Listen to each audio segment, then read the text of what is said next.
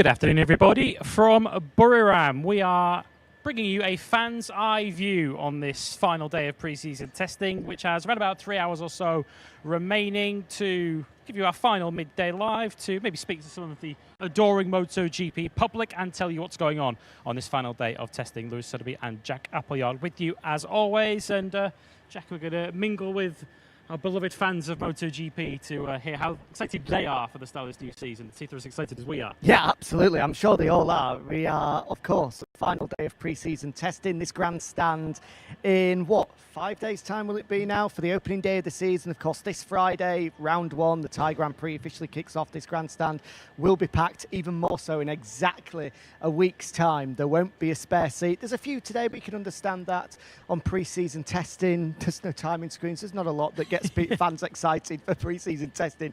It's not the greatest spectator sport, shall we say, but it's certainly plenty of intrigue down in pit lane. So it's great to see all the guys say, hello guys, how are we? All good? There we go. Some hardy MotoGP fans who I'm sure excited for the season ahead, because final day of testing, we knew that this was going to be crunch time. All of the bikes, the vast majority anyway, are starting to take shape. We're starting to see who the clear runners and riders are, and I think we can safely say going into round one that there are 4 names that really stand out from the rest. Those are the 4 at the top of the timesheets as well. Marc Marquez, Alex Marquez, Pecco Bagnaia, Marco Bezzecchi. Those 4 guys right now have got a little bit on everybody else, and those, I would say, going into round one of the season are the 4 men that are going to be fighting for victory, and are the 4 men that are going to be contending and going into round one thinking that they have genuine chances of fighting for the World Championship this year. Those are our 4 key men that you want to be watching in 2026. Yeah, we had a series of time attacks first hour or so this morning. Marc Marquez emerged fastest out of that by around half a tenth of a second, Yep. both on 28.8, Marc Marquez and Pecco Bagnaia. Frankie Morbidelli was in there on the VR46 Ducati. Marco Bezzecchi also into the 28s. First time we've said that about an Aprilia. Pedro Costa was on around about a 29.0. He's also just sort of nagging at their heels, but we're going to find out this afternoon on True Race Pace whether he's actually got an answer for that big Go on, four sir, I'll let you that go. You He's mentioned. trying to squeeze through with his cocktails. Ruin the viewer experience for those here in the grandstand.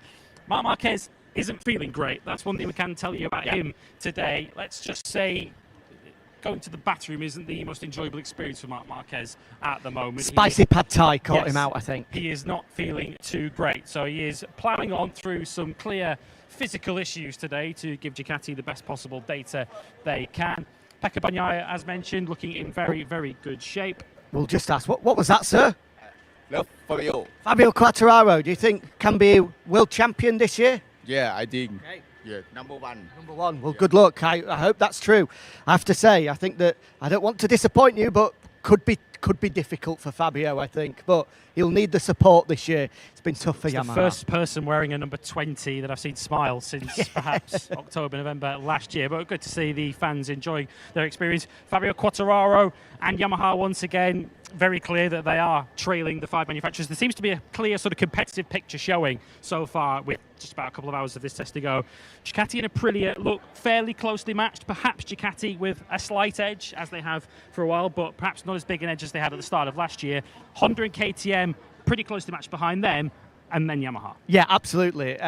Ducati and Aprilia have between them set, I haven't got the latest figure since coming up here, but around 20 to 25 1 minute 29 lap times between them, and that's included all of their riders. Bez in particular, I've been so impressed with Bez. Every time he's gone out today, he's been lapping in the 129s for fun, for absolute ease. He looks in great shape going into the opening round of the year. But not only is it Bez for Aprilia, Jorge Martin down to a 29.1.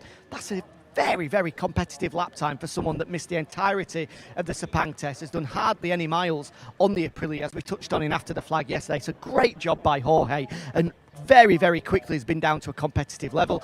Ayagura looks great, as he did here last year. Ralph Fernandez looks competitive. So Aprilia looks set to challenge Ducati this year. And those are, as you say, by far and away the 2 strongest manufacturers. And those are the guys that can go into the season thinking they can fight for victories and podiums on a very regular basis. Next down, Honda, looking at the figures, maybe just have a slight edge on race pace over KTM. We said it coming into this test. and throughout it, that the key for KTM was how much consistency are they going to have? How are they going to have to look after that rear tyre? Have they managed to find improvements? Looking at the timesheets for the moment, we're going to see some simulations once we come off air and into the final hours of the test, which may tell us a bit more. But right now, Honda have been able to set more 129 or better lap times than KTM. They've only been able to set 6, and that's basically just in time attack mode. Once they go through the first couple of laps on time attack mode, they're struggling to keep any kind of rhythm, which would be concerning for me. It looks as though they can qualify. Pedro Costa is going to be there in Q2. He's going to be fighting for the front couple of rows of the grid, but I think certainly for the start of the season, it may well be a similar story where we see Pedro start strong and then begin to fade. Yamaha, well, different story altogether. This time last year, it was 12, sorry, so we're just on doing a bit of television at the moment, 12 1 minute 29 lap times between all the Yamaha riders. Last year's test with, what, 2.5 hours to go here in Buriram, Yamaha have set 0 1 minute 29 lap times. Fastest of a 30.2 so far. Yeah, not great. They're in deep, deep trouble. Fabio Quartararo and Alex Rins only with one bike apiece in their garage. As Maya Marigali told us yesterday, those full factory new aero packages have moved their way across to the Prima Pramac squad, so Jack Miller and Toprak Razgatlioglu can start to prepare for the season start. Yeah, Yamaha, as we've been saying throughout the test, we sound like a broken records, but they're not going to be fighting for a top 10. They're not going to be fighting for a top 5 by any stretch of the imagination come round 1. Before we get to Europe, it's a real challenge for them at the moment. We saw Jack Miller go out and do a full race simulation of about 21, 22 laps, and he looks, on average, about 1.5 to 2 seconds a lap slower than what we anticipate the race winner to be doing on Sunday. They're going to be 40 to 50 seconds adrift of the race winner this time next week. But we kind of anticipated that. Jack, as we've said on After the Flag, is really taking it with a sensible, big picture, long-term view. Same can't be said for Fabio Quartararo. The frustrations are evident down there, and that's going to be a difficult couple of months to navigate for Yamaha. Fabio's on his way. They're in their real struggles at the moment. I'm glad I'm not working in that side of the box because it's not going to be pleasant. Yeah, the issue for the first 4 or 5 races, we might have to just politely look the other way and just let Yamaha get on with what essentially are going to be 4 or 5 Grand Prix of testing. Shall we speak to some fans? Yes, let's do it. Go on. See what they think, see how excited they are ahead of the new season. Let's drop down here. Excuse me. Hello. Hello. What's your name? Jane. Who are you a fan of? Who's your favourite rider? Marc Marquez. Marc Marquez. So, do you think he's going to win another World Championship this year? I think so. Easy, or do you think it could be close? Easy. Easy. Marc Marquez is going to win the World Championship easy. Marc Marquez, as mentioned, not feeling too great today. How about you, sir? What's your name? Benครับ And who are you a fan of? Also Marc Marquez? Marc Marquez. Yeah. Yeah. So who do you think can fight with Marc Marquez this year? Alex, maybe? I think Quartararo. Fabio. We've got a lot of Fabio Quartararo fans up here. I admire your optimism at this stage. Maybe not at the start of the season, but later on in the season. Are you coming to the race next weekend? I think so. Yeah. The fans always make a big noise here in Buriram, don't they, for the first Grand Prix of the season. Thank you very much. Enjoy the rest of the test. Who else do we want to speak to? Should we do a more behind us? Yeah, more general poll. Hello, guys. How are you? All good? Hello. World champion this year? Who do we think? Marc Marquez? Not a lot of love for Marc Marquez. Who's going to be world champion, gentlemen? Who do we think? Zeki world champion. Who do you think, sir? I don't know. He doesn't know. What about you, sir? He hasn't got a clue, right? Does anyone else know? What about you, sir? Who's going to be the world champion this year?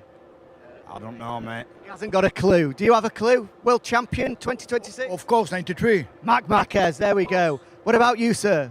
World champion? Marquez. World champion. I love Fabio Quartararo. Fabio Quartararo. What about you, sir? Good. All good? All good, okay, there we go. What about, let's Jack's go getting here. thrown out now. Sir, who do you think is going to be world champion this year? It'll be close, but it won't be Jack Miller, unfortunately. Unfortunately for you as an Australian, who's your money on? Marc Marquez, Alex Marquez, Pekka Bagnaia, Maka Bezzecchi? Any of them. Any of them? Okay, I like that. What about further up? Here we go. Let's go to this gentleman. Hello, sir. How are you? No, I don't know. All good. Okay, next one. Next row up. What about you guys? World champion. Who do you think? I like Pecco. Pecco Bagnaia. There we go. We're going to shout for Pecco. World champion, Pecco Bagnaia? Pecco. Pecco. There we go. I like that. What about you, sir? Who's going to be world champion this year? It's good, Cap. It's good. Okay, great. Thank you. Right, one more up. World champion. Who do you think? Marquez. Marquez. There we go. There's one more. What about these guys up here? Let's climb up a bit more. Who's going to be world champion? I think Alex Marquez this year. Alex Marquez. Who are you going for? Francisco Bagnaia. Bagnaia. That's what I like to hear. Right, what about these guys here? Hello. Who's going to be world champion? I'm sorry, I'm kind of new here. Okay. That's fine. Well, welcome to MotoGP. We love to have new fans. What about you? World champion? Alex Marquez? Alex Marquez? And you, sir, who do you think?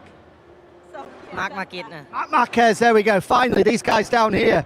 Who's going to be world champion? Mark Marquez. And you? Marc Marquez. Marc Marquez, there we go. Right, let's do one final one at the top. Here we go. I can see these guys are looking good up here. Here we go. Got to get my steps in. Here we go, guys. Who's going to be world champion? Oh, I think Marquez is a good shot, but Benzeki maybe. Ezeki as well. I wish Quantarolo, but no Marquez. Okay, there we go. And you? What do you think? We need, no one said it yet. Who's Time it for you going to to be? answer the question. Jack. Acosta, of course. Pedro Acosta, there we go. All right, I'm going to have a sit down after that, Lewis. Whew. Running up all them steps. Well, Jack Appleyard will be back. What's that? Yeah, no, I need. Have you got a drink or something? What have you got in here?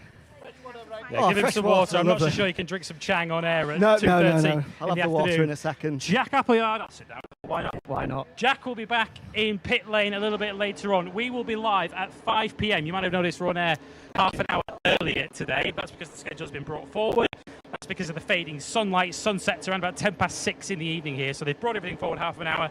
So we will be on the air at 5 p.m. later on, 30 minutes before the checkered flag comes out for After the Flag. We'll be on air, as always, for 90 minutes. Myself and Elliot York will be in the studio. Jack will be initially in pit lane, and then we'll join myself in the studio, as will Alex Marquez, who, as you heard, summer tipping for the World Championship this season. So they'll all be with us up in the studio, 5 p.m. local time today for the final After the Flag. And by the time that's done, we will be finished with pre-season testing, ready for the start of the 2026 MotoGP season. Jack's off for a lie down.